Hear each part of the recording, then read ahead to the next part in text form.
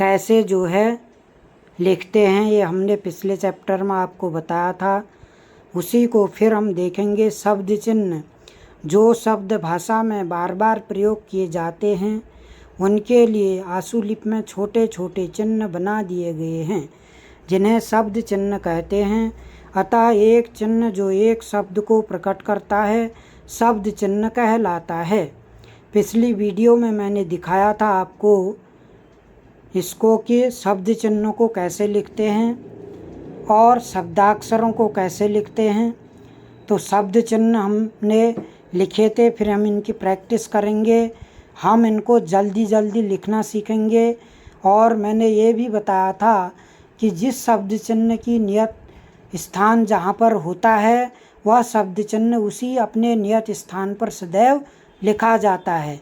तो यहाँ पर हम लिखेंगे एक, है, हैं, की, के, उस, उसी, ने, अब, मगर, और, यद्यपि, का, को, आ, हो, हों, अंदर, तथा, तथापि, यदि, इत्यादि। फिर हम लिखेंगे एक, है, हैं, की, के, उस, उसी, ने, अब, मगर, और, यद्यपि, का, को, आ, हो, हों, अंदर। ऐसे ही हम शब्द चिन्ह लिखे हमने।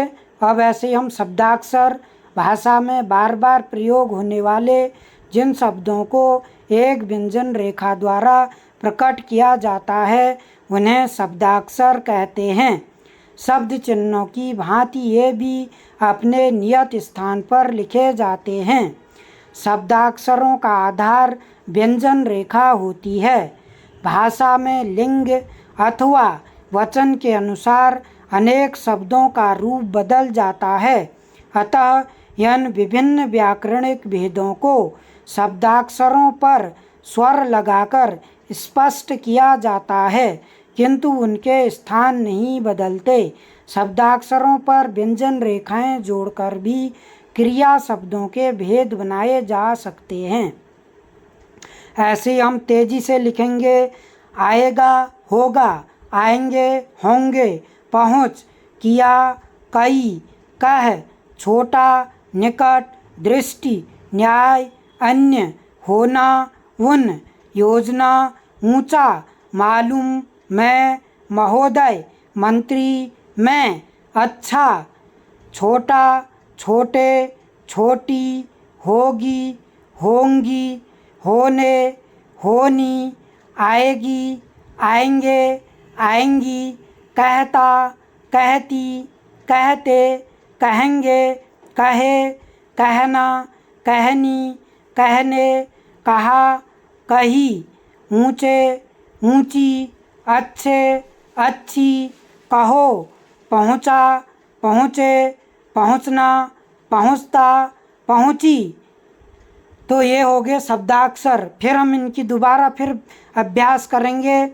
आएगा, होगा, आएंगे, होंगे, पहुँच, किया, कई, कह, छोटा, निकट, दृष्टि, न्याय, अन्य, होना, उन, योजना, ऊंचा, मालूम, मैं, महोदय, मंत्री, मैं, अच्छा, छोटा, छोटे, छोटी, होगी, होंगी, होने, होनी, आएगी, आएंगे, आएंगी, कहता, कहती, कहते, कहेंगे, कहे, कहना, कहनी, कहने, कहा, कही, ऊंचे, ऊंची, अच्छे, अच्छी, कहो, पहुंचा, पहुंचे, पहुंचना, पहुंचता, पहुंची।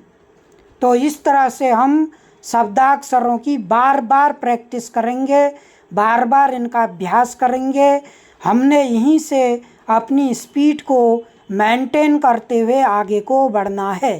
शॉर्ट हैंड जो है किसी भी टेस्ट में 80 वर्ड पर प्रति मिनट के हिसाब से लिखाई जाती है कम से कम 80, 100, 120, 140।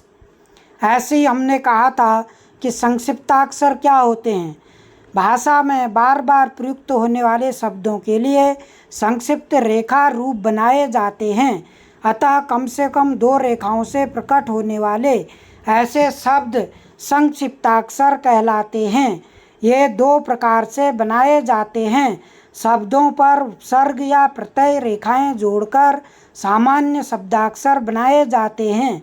विशिष्ट संक्षिप्ताक्षर व्यंजन लोप करके बनते हैं, जिनका विवरण अध्याय 23 में दिया गया है। तो ये हमारे संक्षिप्ताक्षर हैं। निकट पर ता लगा निकटता, तम लगा निकटतम, अंदर पर रूनी लग गया अंदरूनी, न्याय पर वेत्ता लग गया न्यायवेत्ता। तो प्रैक्टिस करेंगे। निकटता, निकटतम, अंदरूनी, न्यायवेत्ता। निकटता, निकटतम, अंदरूनी, न्यायवेत्ता। ऐसे ही वचन होते हैं। शब्दों के बहुवचन को स्वर चिन्ह के अतिरिक्त एक बिंदु से भी प्रकट किया जाता है, जो व्यंजन रेखा के अंत में लगाया जाता है। ये मैंने पढ़ाया था। तो बेटे, बेटों, पौधे, पौधों, टके, टकों, योजनाओं, योजनाएं, मंत्रियों, दृष्टियों, छोटों, पाठों।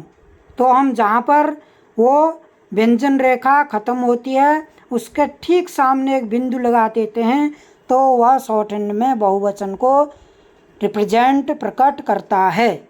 ऐसे ही व्याकरण चिन्ह आशुलिप में निम्न प्रकार आपको दिए गए हैं। पूर्ण विराम को हम आशुलिप में कैसे लिखते हैं, अल्प विराम को कैसे लिखते हैं, अर्ध विराम को कैसे लिखते हैं, विसर्ग को कैसे लिखते हैं, प्रश्नचक को कैसे लिखते हैं, ऐसे निर्देशक चिन्ह डैश को कैसे लिखते हैं, योजक हाइफन को कैसे लिखते हैं, कोष्टक कैसे बनाते हैं, व्यक्तिवाचक संज्ञा जो यूज होती है उसको कैसे रिप्रेजेंट करते हैं, पैराग्राफ कैसे रिप्रेजेंट करते हैं, ये हमने इस वीडियो में पढ़ा।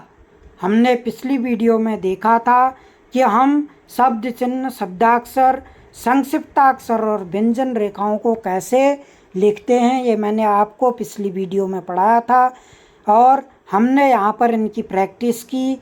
ऐसे ही हम जो है इन चीज़ों को बार बार अब देखेंगे, इनकी प्रैक्टिस डेली करेंगे, तभी हम अपनी शॉर्ट हैंड की गति की सीमा को बढ़ा सकते हैं। तो आशा करता हूँ कि आप सभी लोग इनकी प्रैक्टिस करेंगे, शब्द चिन्ह, शब्दाक्षर, संक्षिप्ताक्षर और वचनों की। इसके बाद आगे हम फिर अगला चैप्टर बढ़ेंगे द्विस्वर और त्रिस्वर। ठीक है, तो मैं वो पहले आपको वाइट बोर्ड में बताऊंगा कि द्विस्वर और त्रिस्वर को कैसे रिप्रेजेंट किया जाता है। तत्पश्चात आपको किताब